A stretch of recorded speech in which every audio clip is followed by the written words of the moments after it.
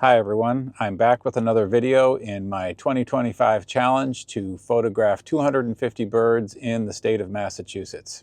So I'm back at Cape Ann, which is a place I've already visited this year, but it's a great place for winter birding, so I'm looking for some more winter specialties. I'm going to be birding some areas that I didn't bird at the last time I was here. So I started out today by birding a place called Niles Pond and also Brace Cove. So these kind of go together. The Brace Cove is on the ocean, so it's salt water. And then Niles Pond is actually a freshwater pond, which comes right up against the ocean. And it's a well-known spot for finding overwintering ducks and other things. And in particular, there's been a lot of reports of some overwintering American pipits there. So I wanted to try to get those as well. So when I arrived at Niles Pond, the pond was mostly frozen over, but there was just one area of open water, and of course the ducks were all concentrated into that area. So I spent a little time scoping that area out and seeing what I could see. There were plenty of ringneck ducks in there. That's a common duck in the wintertime, but it's not one we have on the list yet, so I think I'm going to add that.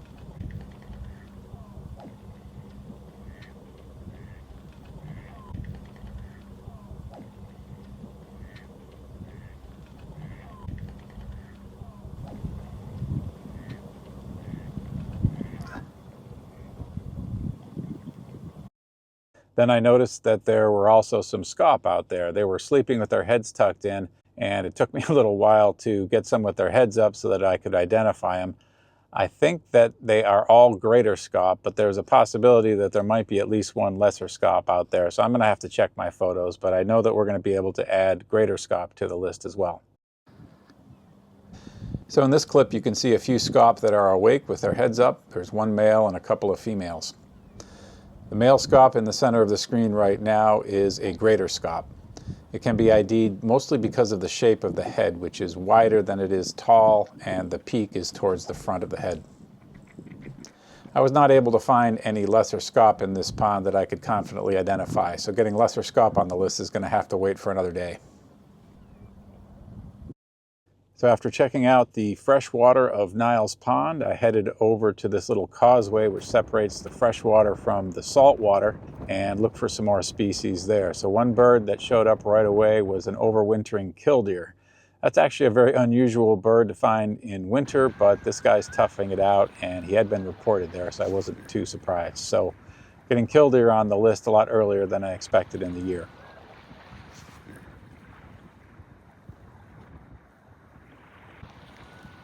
This beach is covered with a thick layer of seaweed, which seems to be providing food to overwintering birds.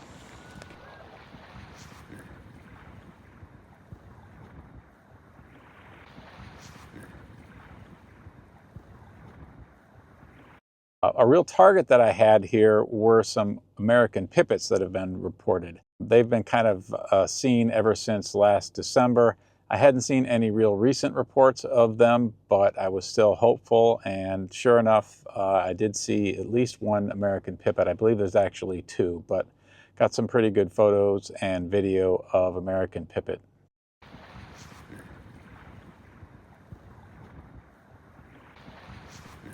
I really like watching American pipits walk around. I think it's kind of funny how they constantly wag their tail up and down as they walk.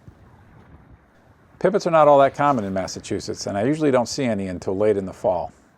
It's nice to get this species out of the way in January.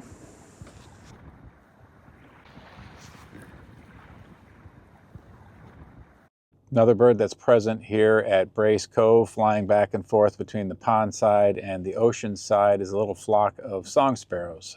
That's a common sparrow, and we'll get that one on the list as well for this trip.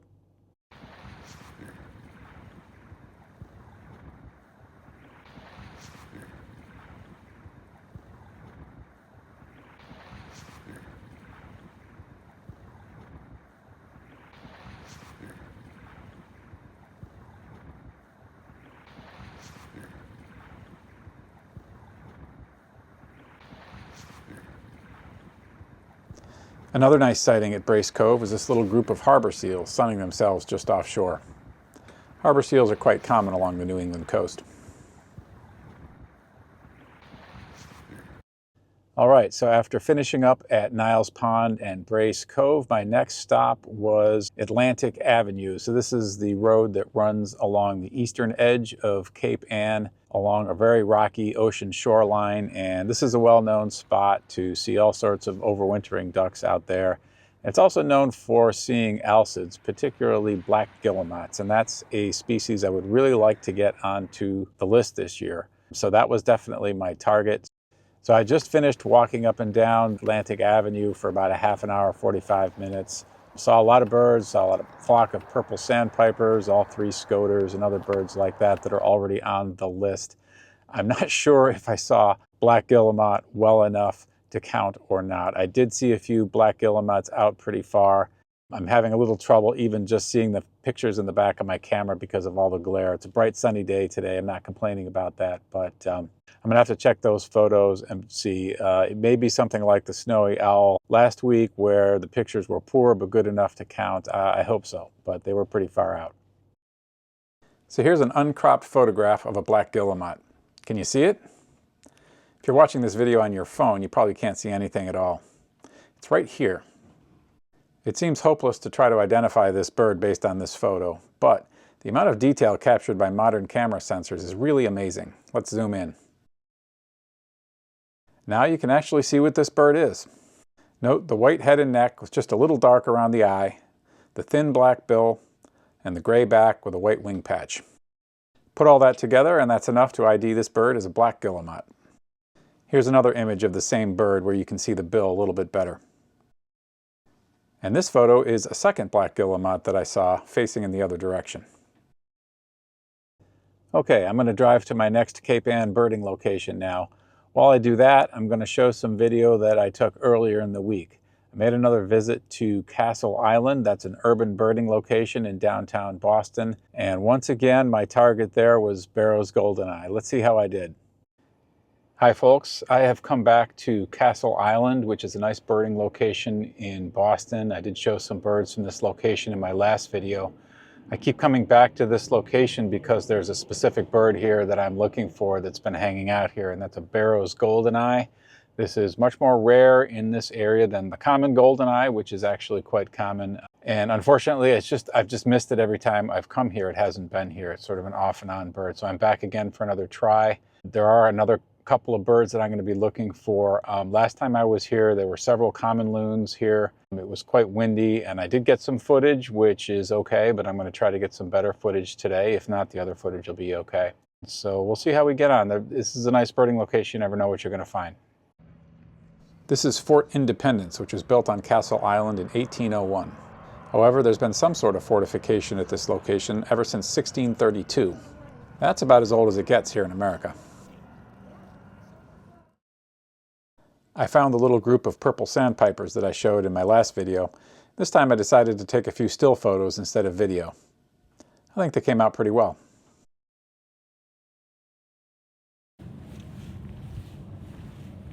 Then I made my way over to the Korean War Memorial, which is located right up against the ocean and which is reported to be the best spot to find the Barrow's Goldeneye.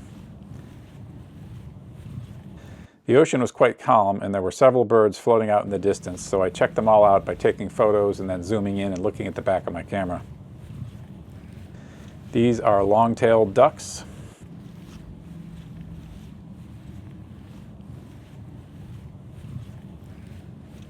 These are red-breasted mergansers.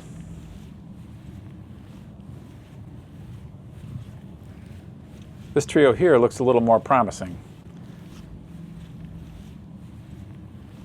But they're all common Goldeneye, no Barrows.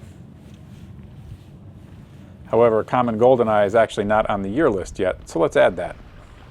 This is some footage from my last visit, which was much windier.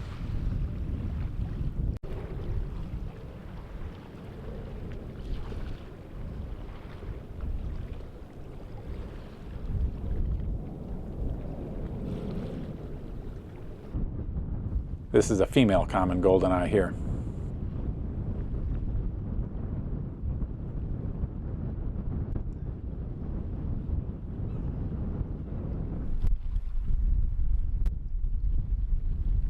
Also on my last visit, I saw this brant sheltering from the wind right up against the coast. Brant are kind of neat looking geese with the black head and neck with just a little patch of white. They're much smaller than Canada geese.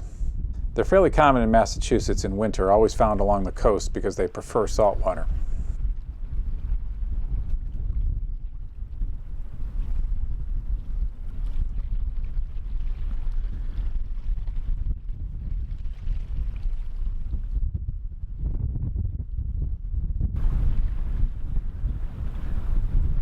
On that previous windy visit, I also saw my second red-necked grebe of the winter.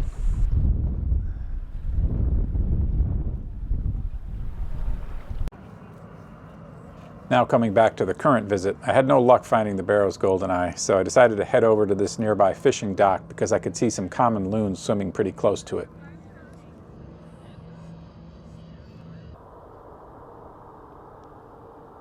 The loons were staying reasonably close in and were pretty easy to film with the ocean so calm.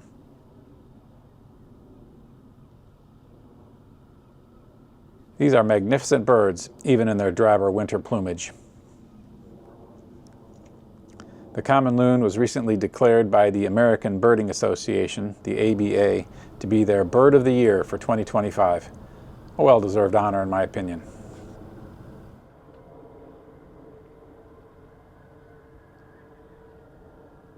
Of course, I was hoping that the Barrow's Goldeneye might be hanging out by the fishing dock today, but I didn't find it here either. When I was done filming the loons, I headed back to the War Memorial to take another look for the Barrows. I wasn't very optimistic at this point, but when I looked out there, I did see a small dark bird that looked pretty interesting. What do you know? That is the Barrow's Goldeneye. Note the dramatic teardrop-shaped white mark on the face. This bird must have been hanging out really far from shore before and was now getting closer. Fortunately for me, it continued to move in closer and I was able to get some pretty good video. It was a relief to finally see this bird after missing it 3 times before. Although I have to say, I did see a lot of other good birds here at Castle Island while I kept missing the Barrow's Goldeneye.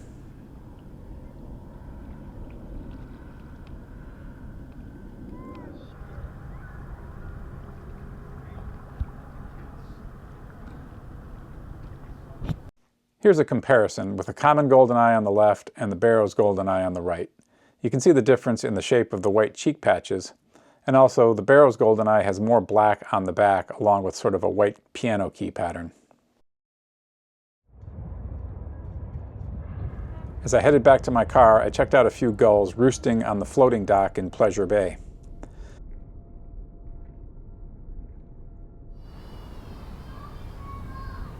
My good luck continued, as pretty much the first gull that I looked at was this immature Glaucous Gull.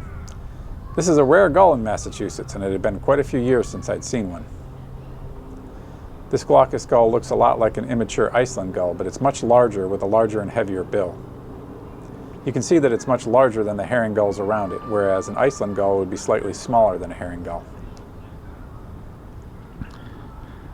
I moved around to where I could get a side view of the Glaucous Gull by filming through a small opening in a fence. When the bird spreads its wings, you can see that the wings are completely white all the way to the wingtips. What a cool bird.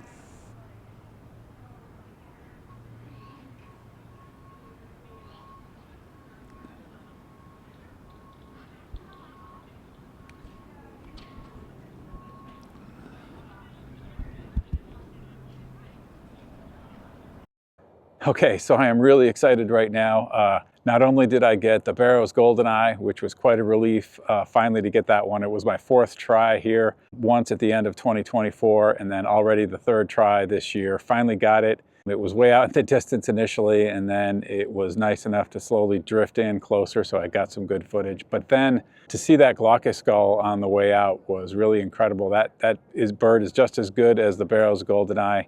It's been reported here before, but I don't think it had been seen for over a week, so I had it in the back of my mind, maybe to check, but was not thinking to get that one at all. So to get 2 of them on the same trip just really feels good. So this has been a really great location for me this year. Picked up a lot of great birds here that I've shown in this episode and in the previous one. So pretty excited, and I'll keep birding. As I was driving out of the Castle Island parking lot, I picked up one more new bird for the year when I saw several starlings eating crab apples. I like their speckled winter plumage.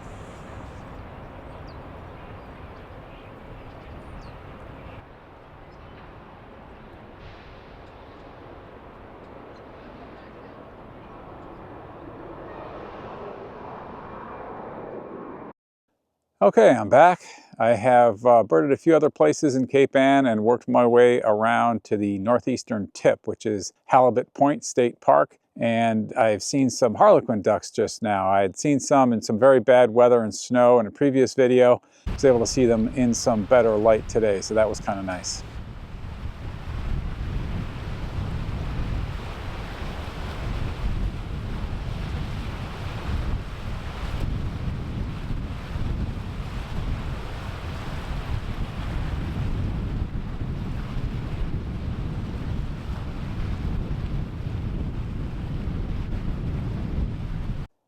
And while I was filming the harlequin ducks, a flock of about 60 purple sandpipers showed up, so I was able to get some video of those as well.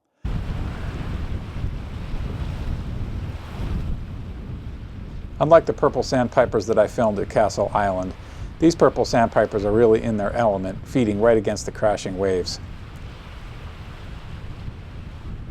Sometimes they let the wave crash right over the top of them as they feed on this seaweed.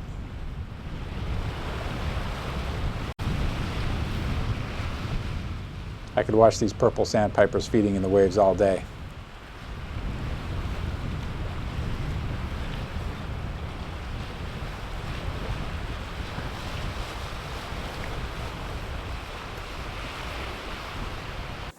Okay, I'm walking back to my car now, and while I'm doing that, I thought I would show a couple of other birds that I've seen during the past week to 10 days.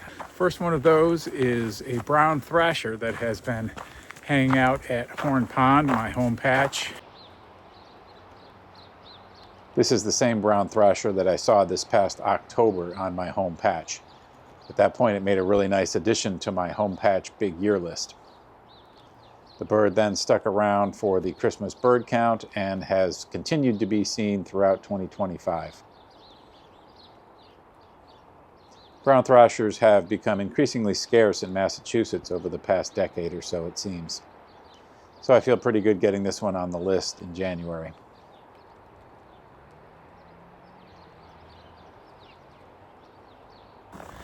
And another bird I want to get on the list now is this Carolina wren, which sat up on a fence post in the community gardens at Horn Pond for me and gave me a nice look. So I'll put that video up here as well.